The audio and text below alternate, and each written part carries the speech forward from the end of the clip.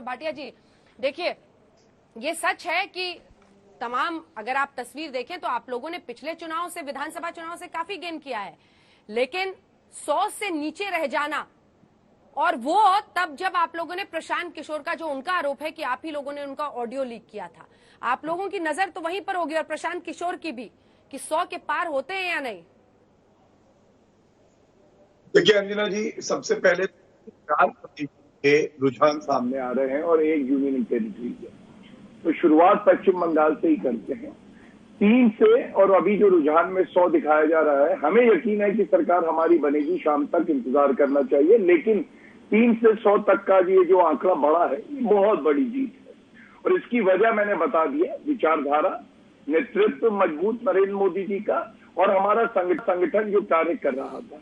और टीएमसी के लिए जो आप कह रही हैं, तो पिछली बार 211 सीटें टीएमसी जीती थी, और इस बार जो रुझान है 187 दिखा रहा है, तो सीटों में कमी ही आई है।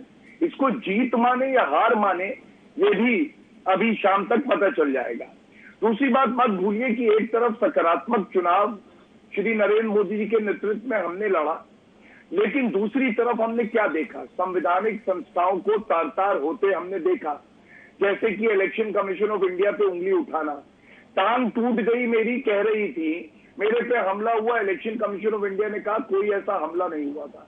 अर्धसैनिक बल जो हमारे लिए हिफाजत का काम करते हैं, उनका घेराव करने की अपील, 2 घंटे तक एक पोलिंग बूथ पे बैठ जाना, ये अपने आप में दिखाता है कि ममता बनर्जी भी अंदर से जानती थी वो नंदीग्राम हार रही है, पश्चिम बंगाल में भारतीय जनता पार्टी टक्कर दे रही है। अब आते हैं असम में। असम में जो रुझान सामने आ रहे हैं, 11 सीटें हमारी गठबंधन की बड़ी हैं, ये खुद में दिखाता है कि किस तरह से सुशासन। गौरव जी, इससे पहले कि हम आगे जाएं, एक सेकंड गौरव जी, इससे पहले कि हम आगे जाएं, एक सवाल आपसे, एक सेकंड देखिए, एक सेकंड, पश्चिम बंगाल पर थोड़ा ठहरिए सर, पश्चिम बंगाल पर ठहरिए। देखिए, साम दाम दंड भेद आपने भी किया, साम दाम दंड भेद ममता बनर्जी ने भी किया, लेकिन अगर आपके चाणक्य, आपके साम दाम दंड भेद को ममता बनर्जी परास्त करती है, तो आपको भी उनके चुनावी पराक्रम को स्वीकारना होगा। जो जीतता है वो सिकंदर कहलाता है। दूसरी तरफ अगर आप देखें तो ममता बनर्जी जिस तरह से वो, जो भी चाहे चोट की परेशानी हो, आप लोगों ने कौन सी कसर छोड़ी थी सर? सब कहते रहे कि देखिए वो अपना मेडिकल रिपोर्ट जाहिर करें, और कहा तो 200 पार का नारा था। अगर सेंचुरी के लाले पड़ रहे हैं तो इसको तो स्वीकारना पड़ेगा ना कि एक बहुत बुरी तरह से जो पश्चिम बंगाल में आप लोगों की कोशिशें थी वो नाकाम रही। गौरव जी।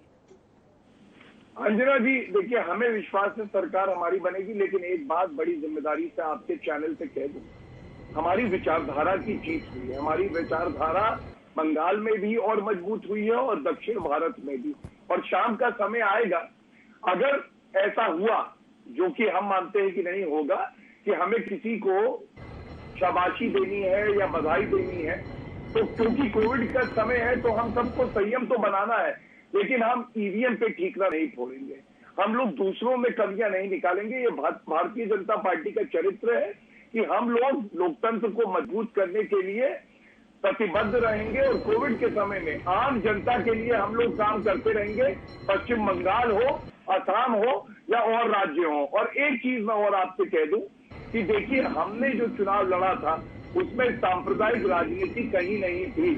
हमने कभी ये नहीं कहा हिंदू वोटर एकजुट हो जाओ। प्रधानमंत्री जी ने एक बड़ी बात उठाई थी कि अगर कोई और पार्टी ये कह देती तो वो बिल्कुल नोटिस भी आता और गैर संवैधानिक भी होता, लेकिन ममता बनर्जी ने जगह जगह कहा कि मुस्लिम जो समाज है वो एक हो जाए। ये लोकतंत्र की जो मूल धारा है, विचारधारा है, उसके खिलाफ है, ऐसा नहीं करना चाहिए था। हम विचारधारा से जीत गए हैं और ममता बनर्जी हारेंगी, ऐसा हमें प्रतीत होता। मानव जायसवाल जी, आप इसका जवाब दीजिए। वो कह रहे हैं कि आप लोग ये बोलते रहे, और जिस पर बाद में नोटिस भी आया था कि मुस्लिम एक साथ हो जाएं और वोट डालें। हाँ, गौरव भाई कुछ देर पहले भी बोल रहे थे कि जिस तरीके से जमीनी स्तर पर उन्होंने काम किया, इतने सालों जो उन्होंने मेहनत करी, उनके पास तो मूल रूपी उनके बीजेपी कार्यकर्ता ही नहीं मिले। उनको सीपीएम, टीएमसी और कांग्रेस की जरूरत पड़ी उनके कार्यकर्ताओं को देने के लिए सीट्स, एमएलए की टिकटें, उनको अपने एमपीओ को उतारने पड़े। तो भाई उनके जनाधार तो उनके पास चाहे जैसा भी हो, उनके पास मूल रूपी कार्यकर्ता नहीं थे जिनके पास उनको भरोसा रहा, उनके ऊपर विश्वास रहा। और जहां तक उनकी जो टिप्पणियां हैं, मैडम, मैं बार बार आप लोगों को बोलना चाहता हूँ, इस चैनल के माध्यम से बोलना चाहता हूँ, और आप लोगों ने भी इसका एनालिसिस किया है, किसी एक पर्टिकुलर समुदाय से, जो माइनॉरिटी समुदाय है, उससे कोई भी इलेक्शन जीत के सरकार नहीं बना सकती।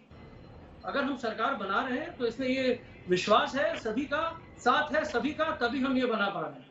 और हम किसी को भी, हमारे लिए 10 करोड़ जनता है, 10 से 11 करोड़ जनता है, जो बंगाल की जनता है, और ममता बनर्जी के जो स्कीम्स हैं, जो हमारे प्रकल्प हैं, जो 65 भिन्न तरह के प्रकल्प हैं, उसके वजह से हम आज अगर यहाँ हैं तो यहाँ हैं। और जहां तक हमारा सवाल है, हमने कार्य का निर्वाह किया है, पिछले 10 सालों में कार्य का निर्वाह किया है। पिछले 5 सालों में जिस तरीके से बीजेपी ने एक्सपेरिमेंट शुरू करी है पूरे देश में, पूरे देश को गिनी पिग बना के रखे हैं, इनको क्या पता चलता है कि भैया जीएसटी में इतने सारे संशोधन हमको करना पड़ेगा, डिमोनेटाइजेशन में हमको संशोधन करना पड़ेगा, कोविड में हमको संशोधन करना पड़ेगा।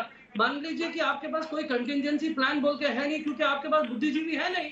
अगर देश की अर्थव्यवस्था हिस्टोरियन के हाथ में चलेगी तो देश की अर्थव्यवस्था का क्या होगा? अर्थशास्त्र कहाँ है? अर्थशास्त्री कहाँ है? हमारे पास बहुत कुछ है बोलने को, लेकिन आज ये मौका नहीं है। लेकिन उसके बावजूद भी इनके पास ध्रुवीकरण की पॉलिटिक्स है। ये बोलते हैं कि हम सांप्रदायिक नहीं है। भैया, आपके पास सांप्रदायिक के, आपके जितने भी पैनल में लोग आए हैं, उन्होंने सांप्रदायिकता की बातें करी हैं, उन्होंने मेजोरिटेरियन पॉलिटिक्स की बातें करी, अपने आप को हिंदू बोलने की बातें करी है। आपने हिंदू मुस्लिम डिवाइड एंड रूल पॉलिसी, जो ब्रिटिश ईस्ट इंडिया कंपनी आपकी अनुयायी है, आपके उनके अनुयायी है, ब्रिटिश ईस्ट इंडिया कंपनी के, जो डिवाइड एंड रूल करते रहे, देश विभाजित नहीं होगा।